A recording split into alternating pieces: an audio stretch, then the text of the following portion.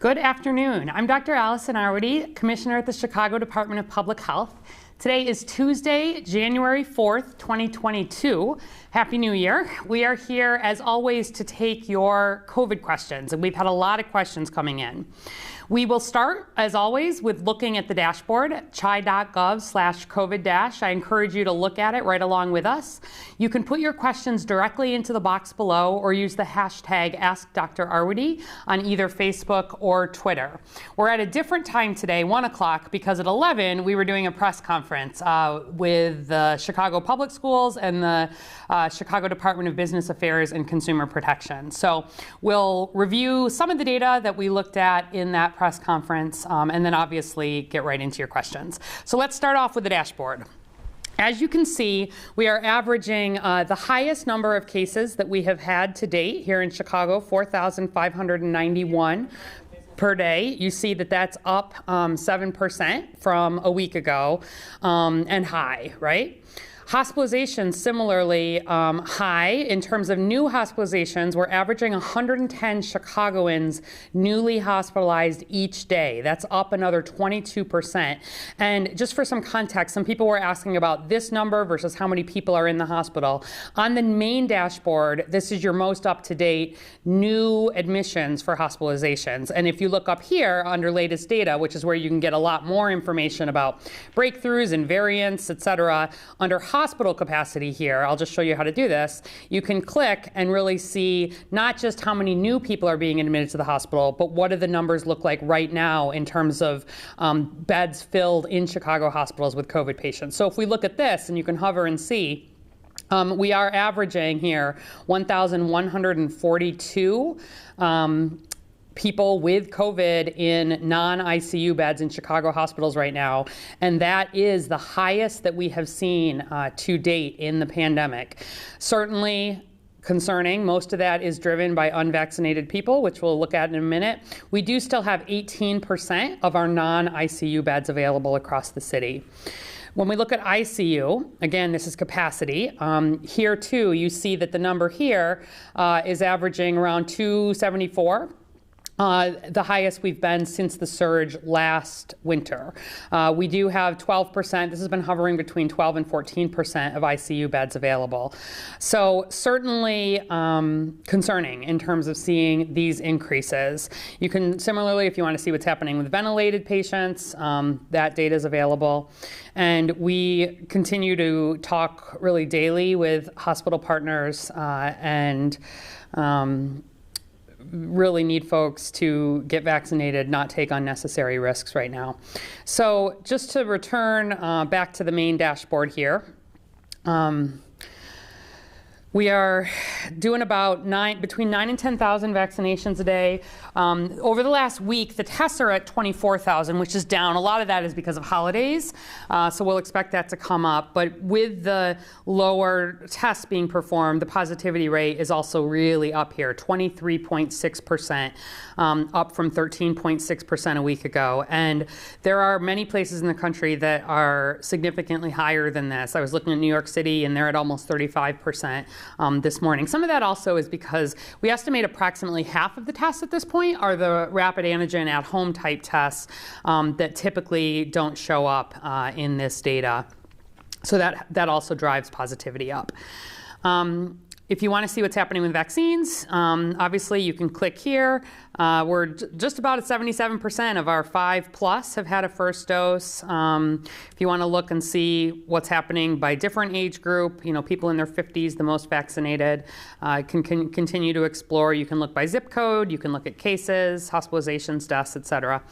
As a reminder, on this Cases tab, this is where if you want to look over any particular period, you want to look by age, gender, or race ethnicity, you want to look at cases, hospitalizations, or deaths, you can do all of that from right here. So let's take a quick look at how this data is fitting into the larger picture. So first of all, in terms of our community transmission and risk matrix, both our cases and our test positivity are in this very high transmission category. That's because of Omicron. Our hospital bed non-ICU has moved into that high risk or high transmission category, and ICU remains in substantial transmission risk, although those of you who were watching closely saw that we had 300 just today, so we're close to moving into high transmission there. It's just that the average, all of these are 7-day rolling averages, is not there yet, but I expect it to be there probably within a few days. So certainly concern there. This again, just underneath that current average case rate, we've also seen the highest daily total that we've had on December 28th with a lot of that post-holiday gathering and testing, 7,443 tests reported in on that day. The positivity we already looked at, the non-ICU we looked at, the ICU we looked at.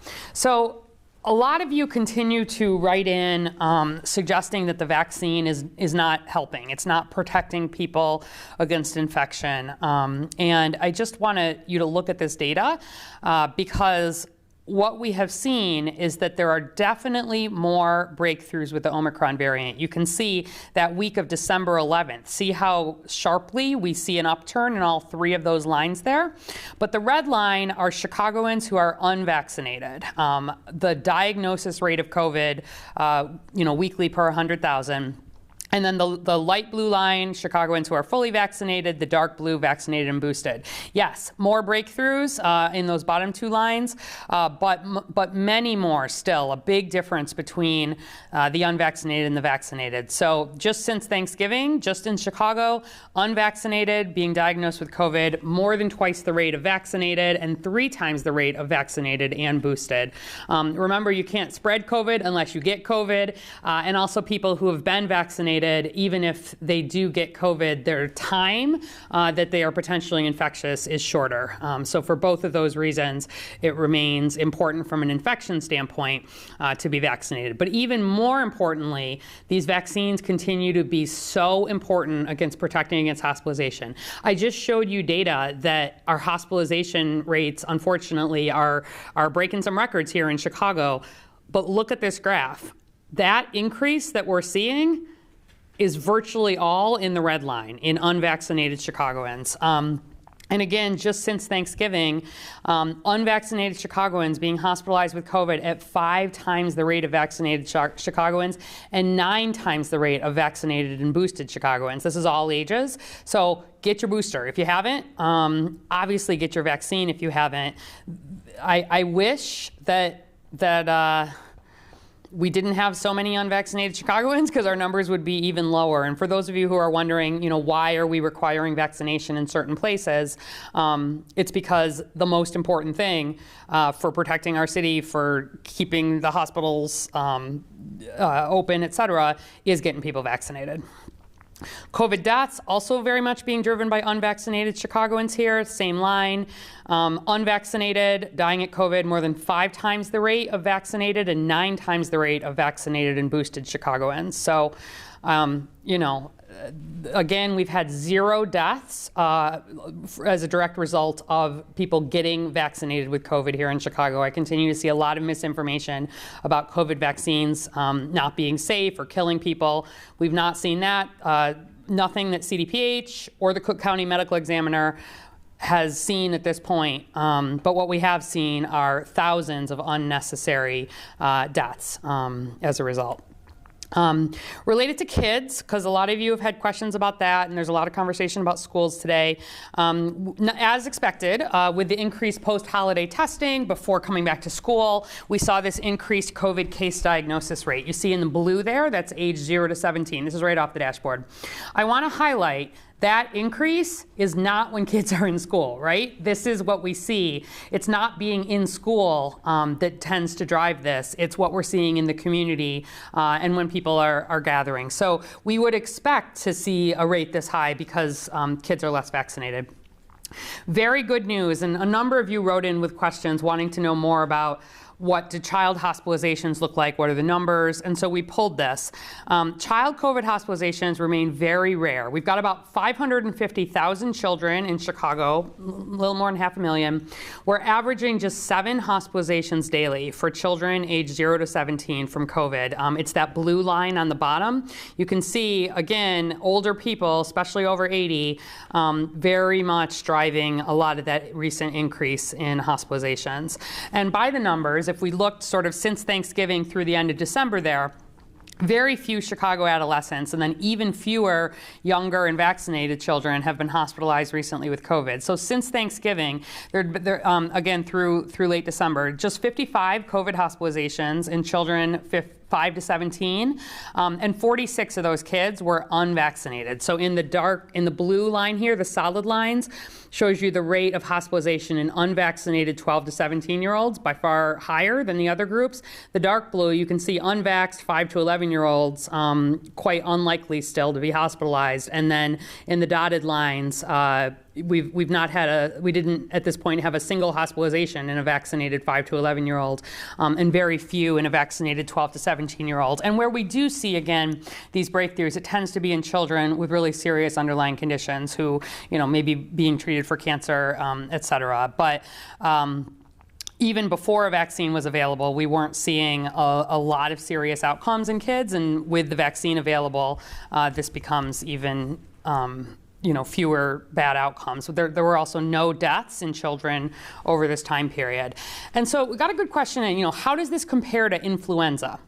So the epidemiologists estimated the number of influenza-related hospitalizations that we've seen in kids, 0 to 17-year-olds, and they looked at the 2018-2019 season and then again the 2019-2020. Last year, as you may know, the flu season was really very low, so it's not a good year for comparison. But in 2018 to 2019, between roughly October to April, we had approximately 188 children hospitalized with influenza. And then the next year, a little bit of a worse year, we had 232 kids hospitalized in Chicago with influenza. In comparison, if we look at last October 30 to April 3rd, which is approximately the flu season, that includes last winter's COVID surge, and really before kids were able to be vaccinated. During that time period, we saw about 19,000 COVID diagnoses in children aged 0 to 17, but 231 COVID hospitalizations and actually no deaths during that time period. And so, it's not an absolute one-to-one, but by and large, we're seeing in children COVID behave relatively similar to influenza. And then when you add vaccination on top of it, thankfully, the risk goes down even further. So I don't at all want to minimize that there continue to be children who get sick and be hospitalized, but I'm more concerned where I see people thinking that the hospitals are completely full with kids. We have plenty of capacity right now for pediatric beds and pediatric ICU beds, and only about 15% of the children who are in Chicago's hospitals are actually in with COVID. 85% are in with other reasons. Also, we pulled here just the data, and this looks similar no matter what age group you look at. You can explore more of it online. This is the working age adults. Again, we see risk of hospitalization go up with age, but so much higher in the solid lines there. Green for unvaccinated 50 to 64-year-olds, yellow for unvaccinated 30 to 49-year-olds. And then look at those dashed lines, that's fully vaccinated, and then the dots are boosted. Really, the hospitalization risk among working age adults, 30 to 64 in Chicago, who've gotten a booster vaccine is near zero.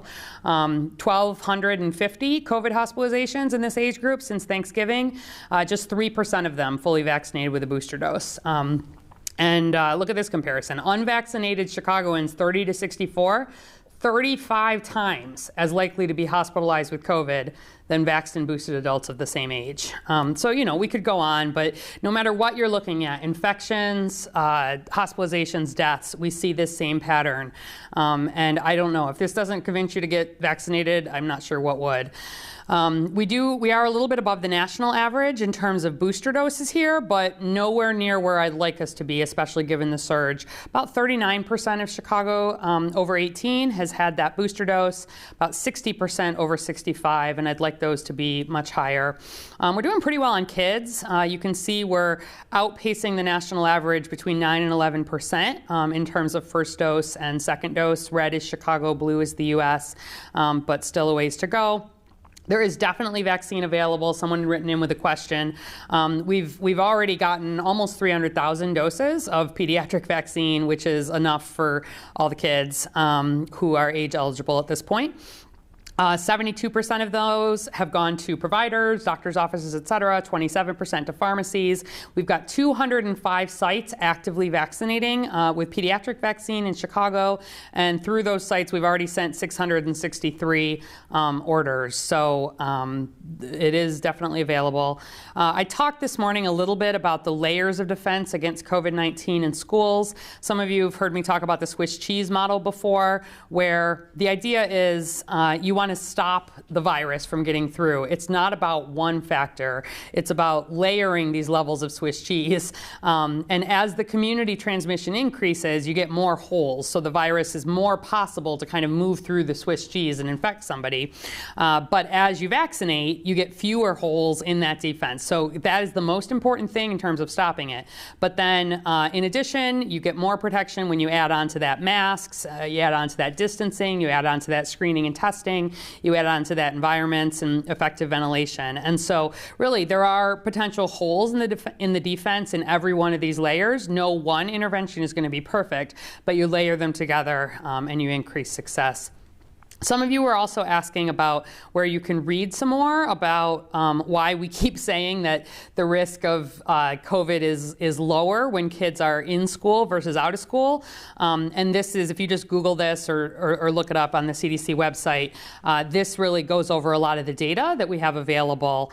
Multiple studies showing that the transmission, because we're masking, the ventilation is good. There's a lot of attention to protecting, and to limiting COVID transmission. And what we've seen over and over again is when you take COVID seriously, that's not where you see spread by and large.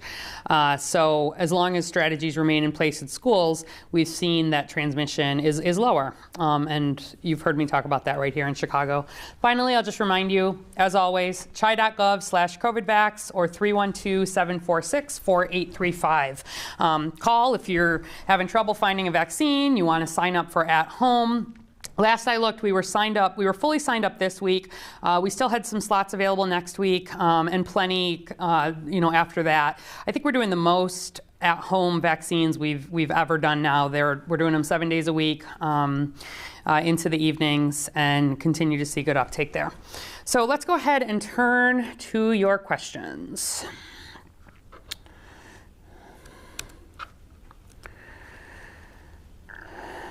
Okay. Lots of things coming in. Let's start with Jen Gillen on Twitter.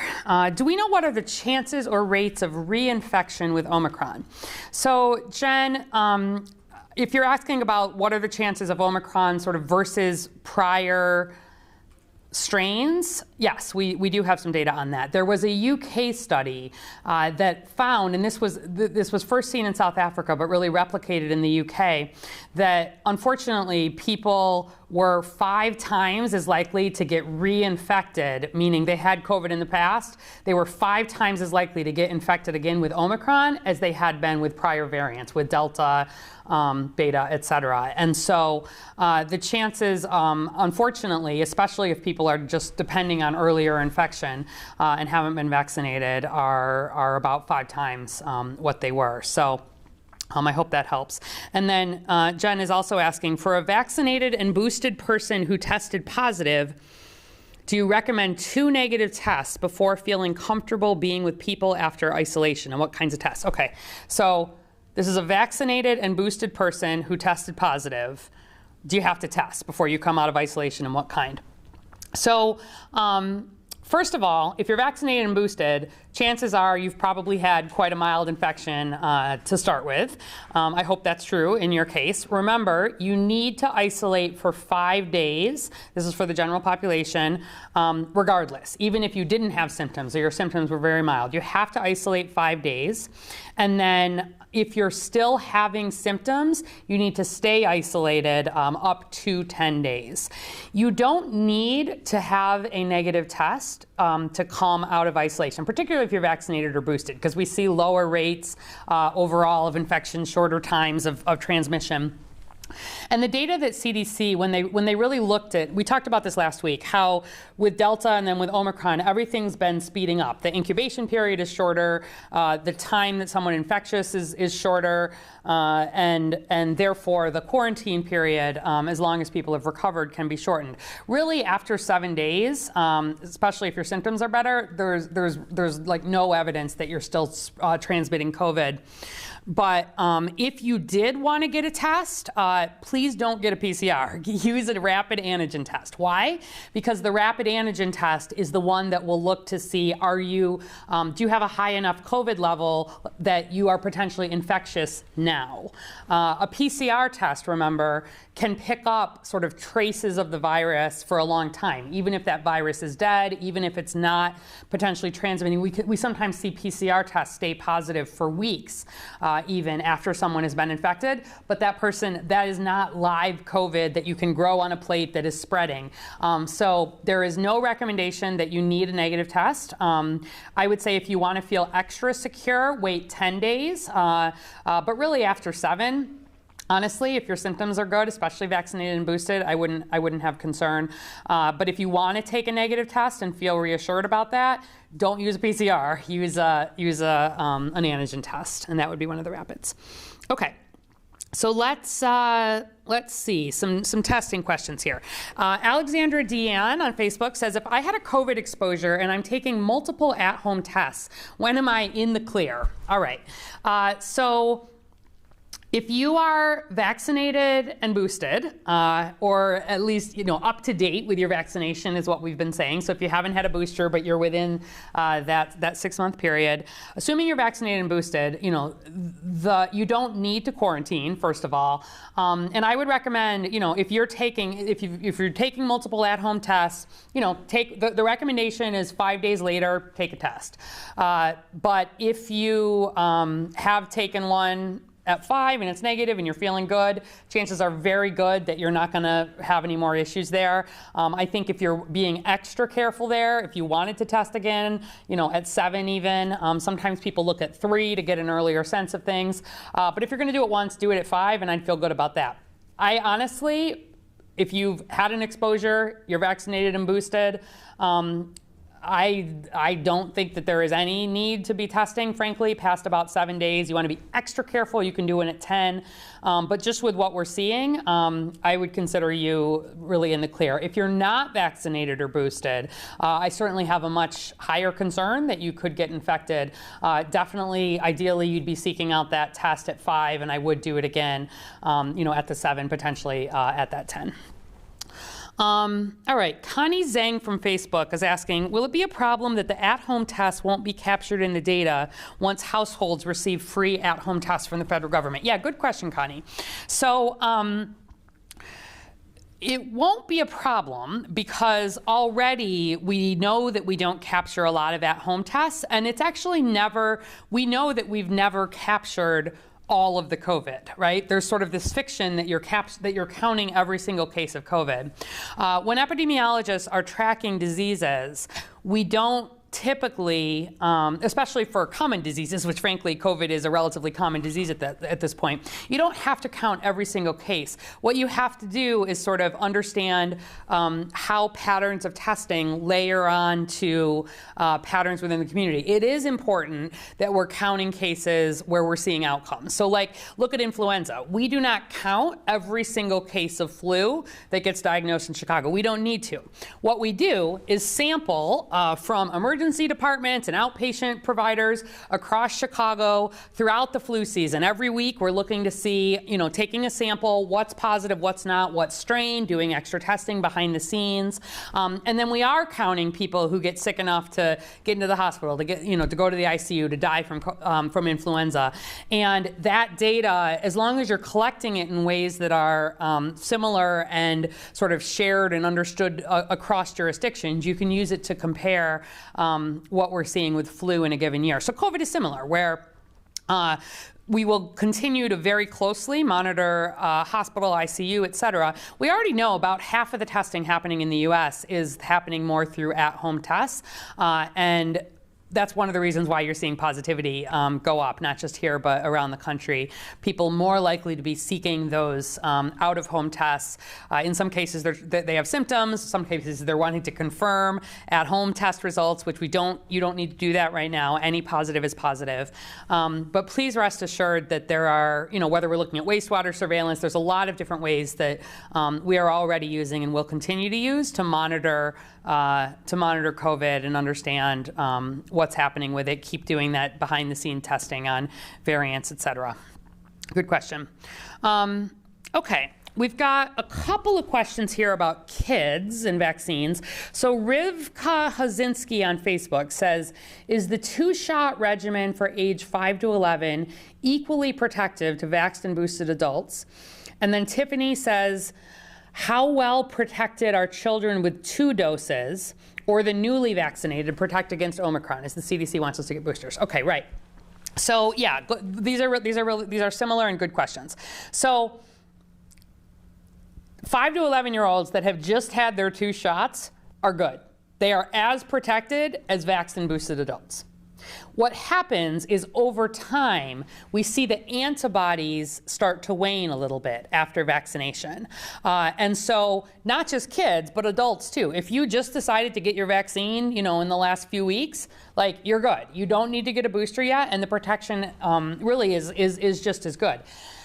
This gets to sort of a larger question about how do we see, why are we seeing Omicron infect so many people who were previously vaccinated, but who then have very mild illness. And there's still obviously a lot of work being done on this, but one of the theories that I think makes a lot of sense where you look at the data is that antibodies, we talk a lot about antibodies, right? These are the first line of defense that your body has against infection. When you get vaccinated or you get infected with COVID, either one, your body starts to make antibodies to fight off the next time it sees COVID. So whether you've been vaccinated or to an extent, there's differences in the kinds of antibodies, but the idea is the same.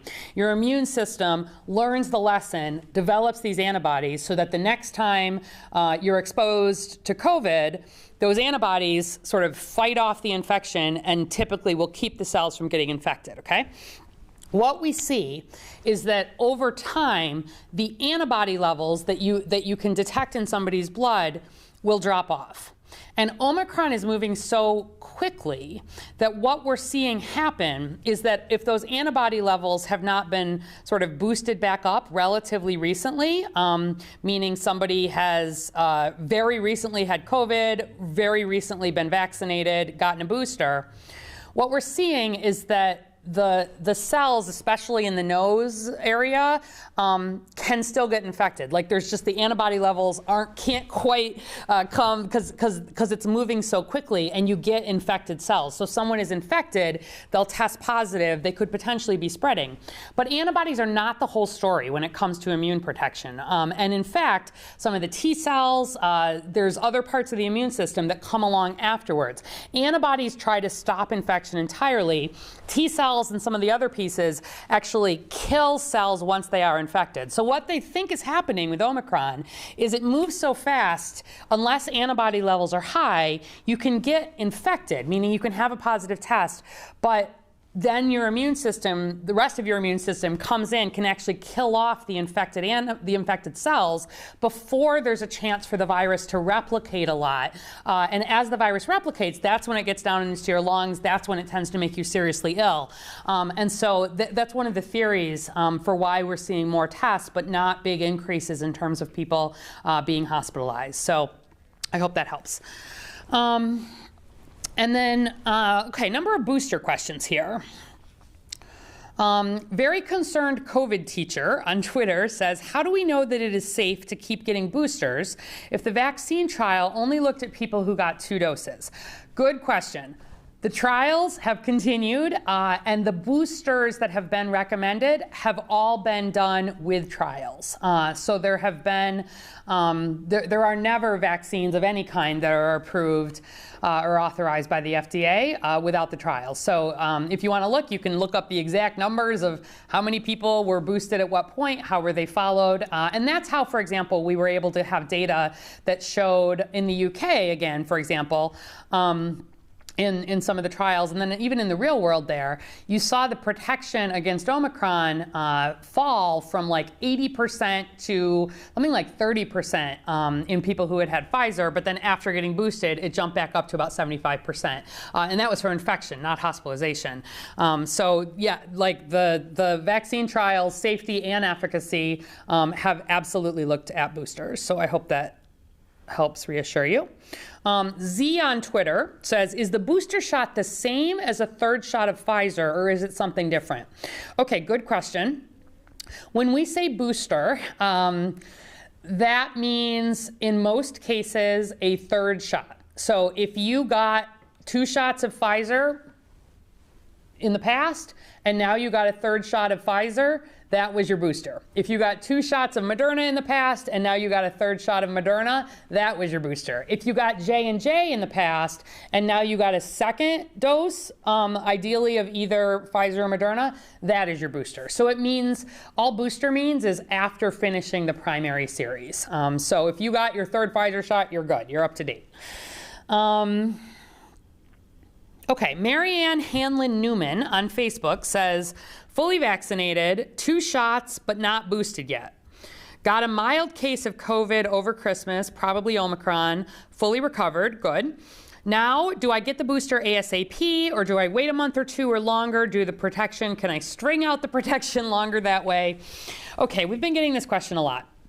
So first of all, I want to be clear that you do not need to wait to get a booster. And honestly, I would just recommend getting the booster. That's what I've been telling my friends and family. You don't know that you had the Omicron variant, and we definitely have seen people who had the Delta variant be reinfected with the Omicron variant not that long after. Now, you're fully vaccinated with the 2 shots, and now you've had a recovery from COVID, so your risk is relatively low.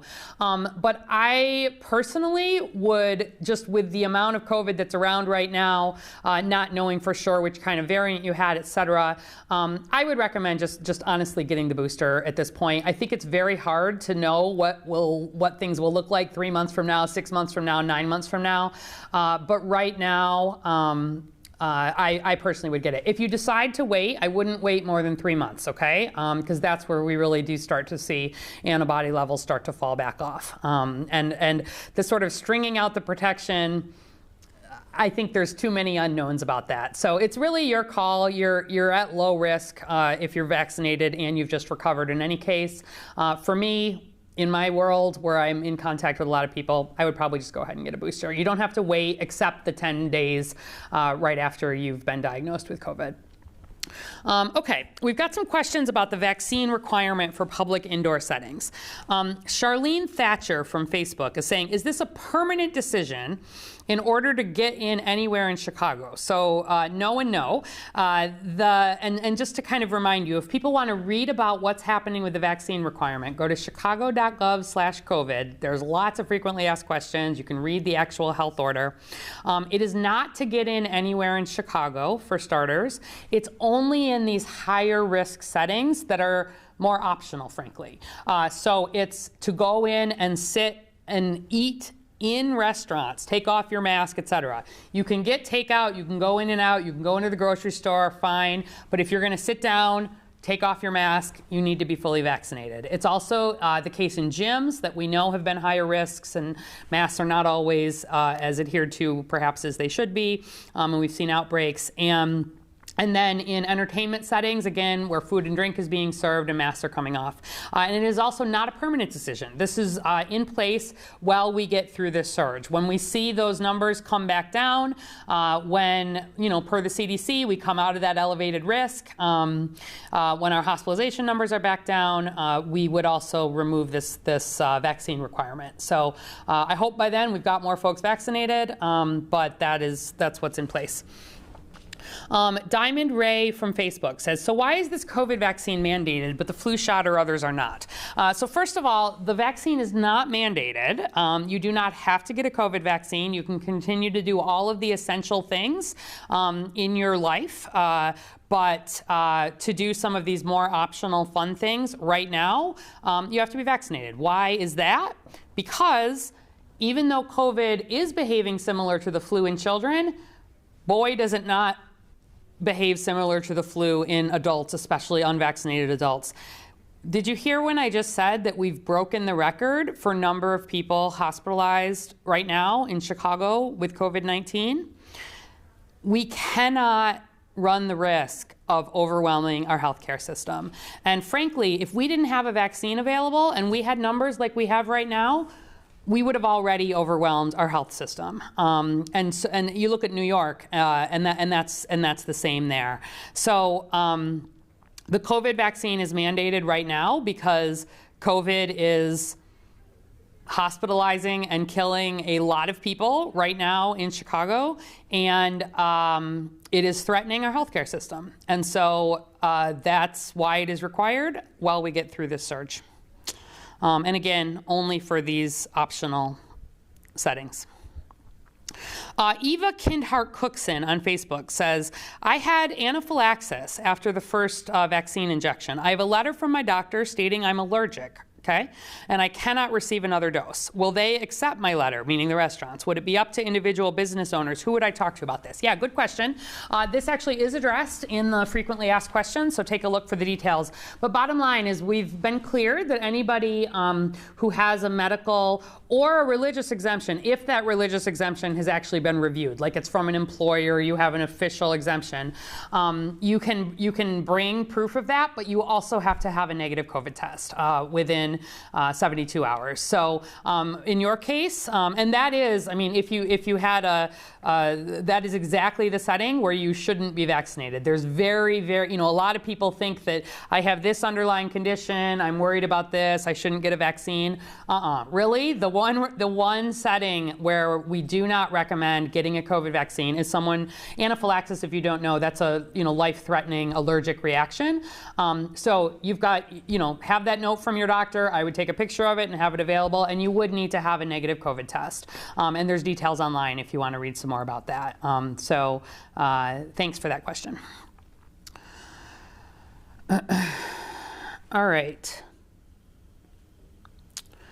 And a couple, I see Monica's question here again. If you're partially vaccinated, if you're not fully vaccinated, you would need an actual doctor's note, and ideally, if you're employed, an exemption from your employer, and you would have to pair that with a negative test. So go online if you've got additional questions. Thanks.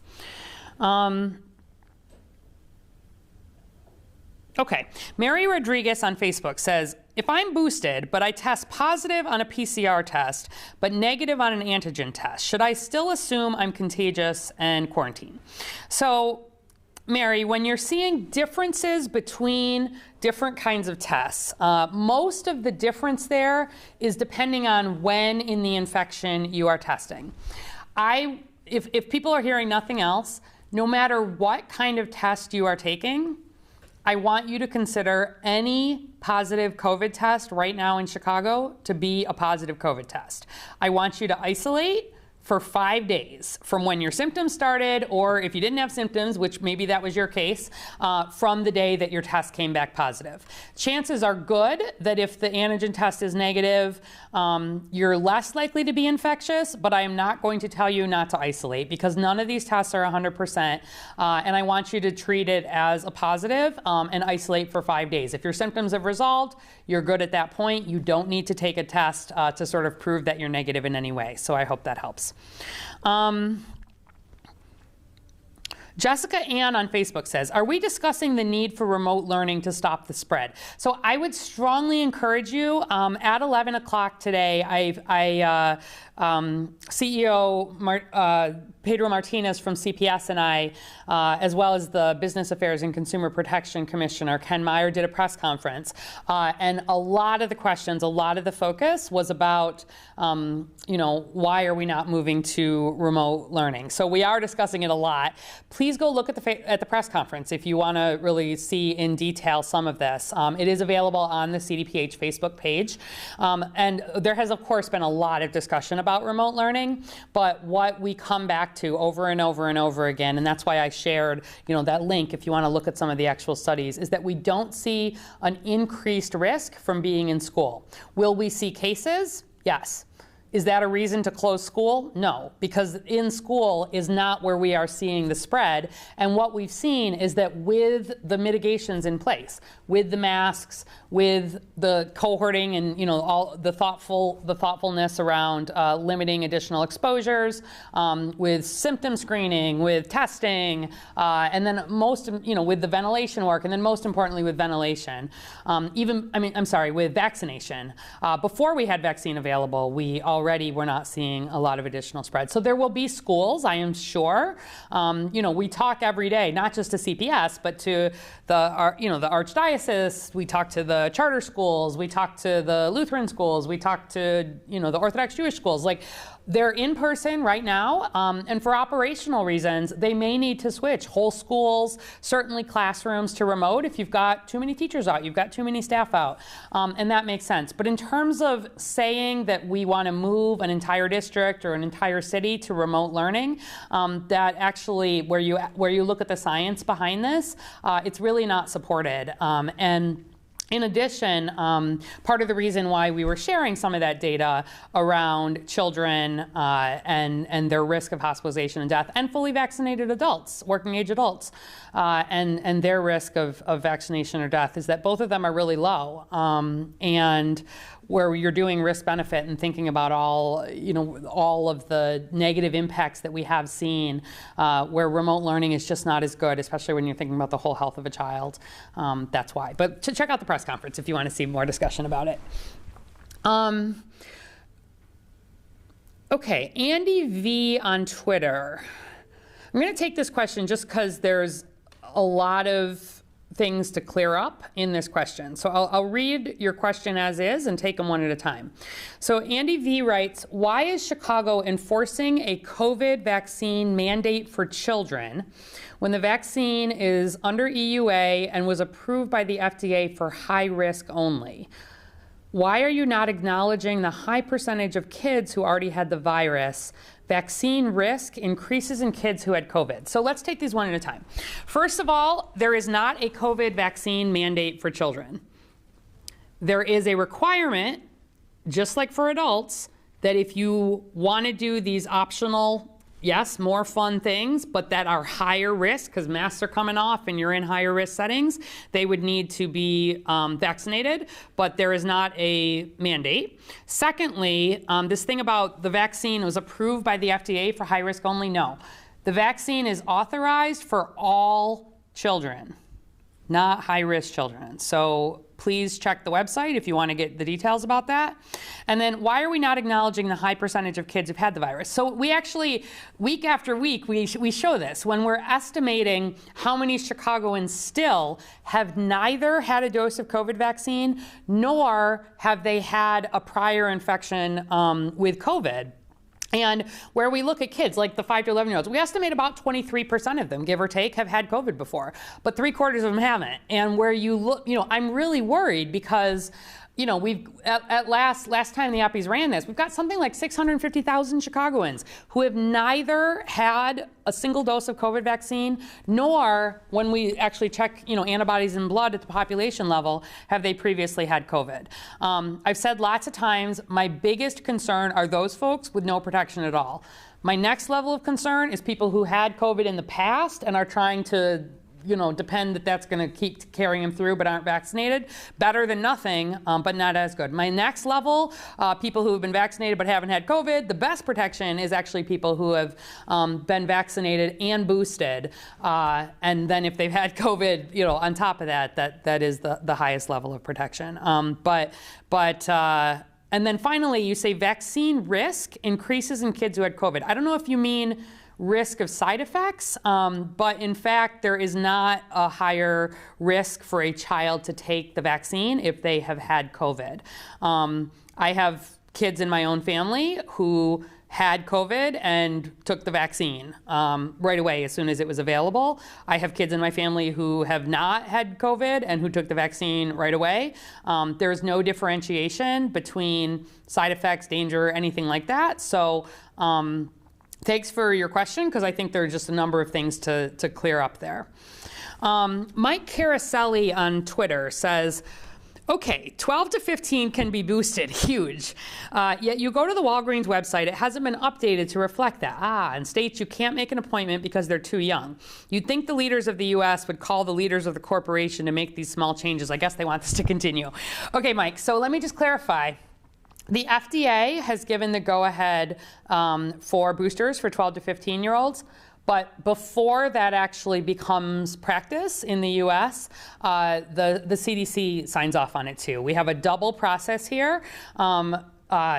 The CDC are the one, you know, the FDA is looking at the drug information. The CDC is giving the recommendations around timing, around age, around spacing of boosters, et cetera, et cetera. So I do fully expect that the CDC will likely authorize this booster for 12 to 15-year-olds once they've been, you know, a certain number of months post getting the first and second doses. But before that happens and we get the exact recommendation on timing, that we don't give them yet. So I think it'll probably happen this week, but that's why you're not seeing it on Walgreens, and it's why we have not yet started to do boosters, but I expect it'll happen soon. We do have, CDPH has vaccine events this weekend, folks are asking. We're at Truman College on Saturday the 8th, we're at Malcolm X Sunday the 9th.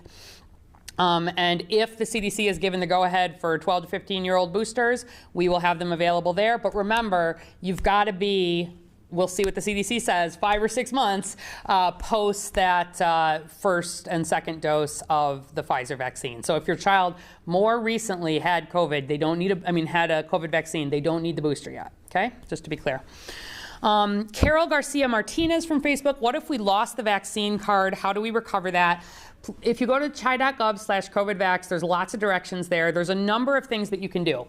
Number one, check with the provider where you got your vaccine. If you got it at your doctor's office or you got it at a pharmacy, they can reprint you a vaccine record. Also, most of the health, once you've logged in a secure way, many of the systems talk to each other. So I was vaccinated at a City of Chicago site, but when I log into my chart at my primary care doctor, that record is available to me.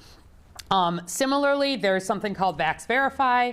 That is where if you were vaccinated in the state of Illinois, you can log in. Again, it's going to just double check you are who you say you are.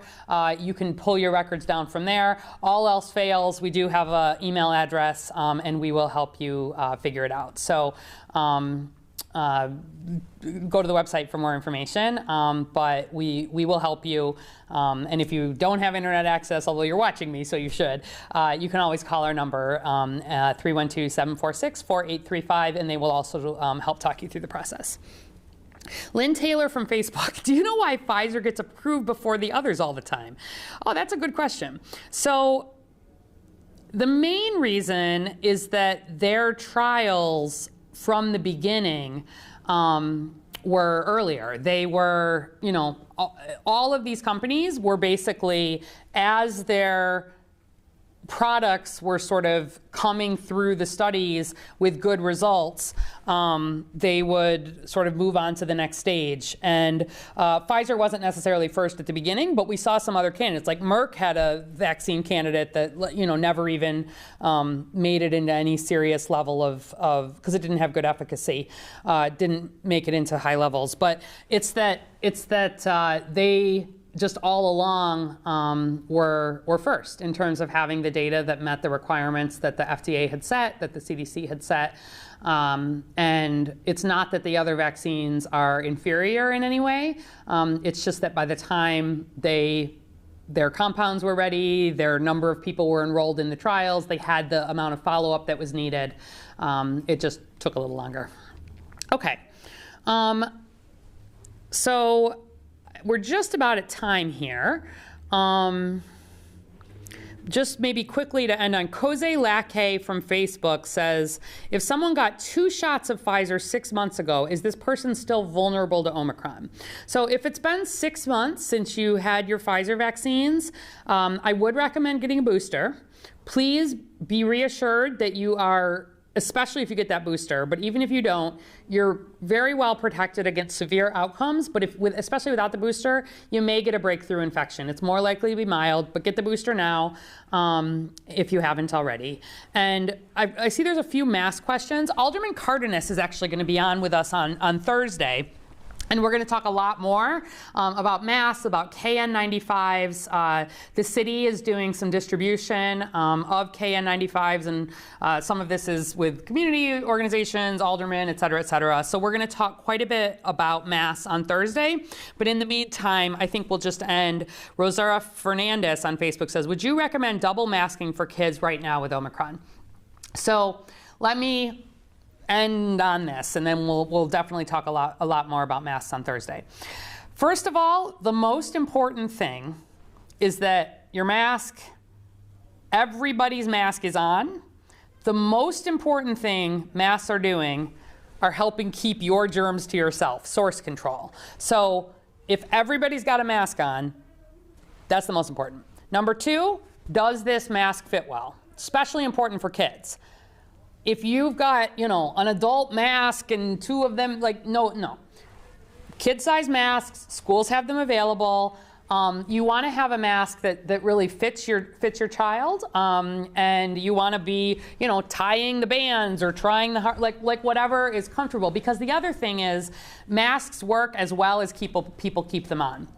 And so I would, you know, in terms of what I would recommend at this point, for kids or for adults, there is a lot of COVID out there right now. Especially there is a lot of Omicron, and it is very contagious. So make sure, first of all, everybody's wearing a mask. Secondly, the mask fits them well. I would recommend, if your child is reasonably comfortable with it, and it's sort of a shorter time period, if you've got some of the, you know, the child surgical masks with a cloth mask over it, that double masking will help. But if your child is really uncomfortable with that and pulling it off and taking it off, like, you know, that's less good than having something on that they'll keep on.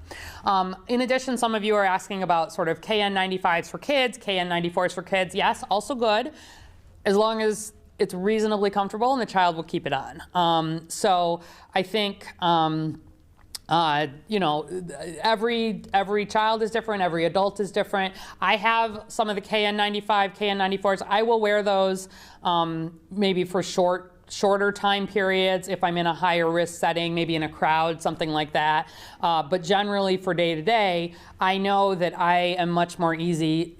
For me, I'm more comfortable keeping this on, you know, maybe layering a cloth one over it. I'm less likely to fidget with it and take it on and off. But it really depends on you and what's comfortable. I know these are not the most comfortable thing. I know we all wish that we could be done with them. But know that for your kids, if they're first get them vaccinated, but then secondly, being extra careful, talking to them about making sure they are wearing the mask, and then if it's reasonably comfortable for them and they can double mask or wear one of the, you know, the Ks and 95s or 94s, you know, I think that's good, but not necessary. All right. Lynn Taylor, are there numbers for how many ventilators are being used? Yes, on the website. See if you can find it before our next visit on Thursday at 11 a.m. It's up at the top under data. We are watching that very closely at CDPH. We have ventilators in stock. We distribute them as hospitals need them. I am much less worried about ventilators and beds. I am worried about staffing because where we have a lot of Omicron, we have healthcare workers also out. And so that's what the hospitals report in. What do they have available in terms of staff beds? Thank you. And we will be back on Thursday at 11 a.m., our regular time. Again, Alderman Cardenas, if we didn't get to your question today, we'll get to it then. Much more about masks in particular to come on Thursday. Thanks very much, and please be safe.